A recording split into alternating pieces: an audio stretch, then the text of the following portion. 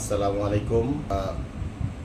Saudi আরবে গিয়েছিলাম, তখন সৌদি আরবের একটি খাবার যার নাম হলো খাবসা। আজকে আমরা বাসায় চেষ্টা করলাম যে এই খাবসা আমরা তৈরি করতে পারি কি না। তো অলমোস্ট হয়ে গিয়েছে, খাবসা আমাদের হাতে এখন চলে আসছে। আমরা আজকে ইফতারি করব খাবসা দিয়ে। কেমন লাগবে জানি না, এখনও খাইনি।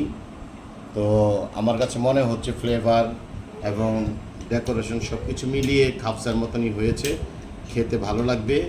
আপনারা এরকম তৈরি করে বাসায় খেতে পারেন চাইলে। খাবসা অনেক সহজ একটি আইটেম, আপনারা সবাই তৈরি করার চেষ্টা করুন। সবাইকে ধন্যবাদ আমাদের এই খাবসার জন্য। আজকে দোয়া করবেন যেন ভালো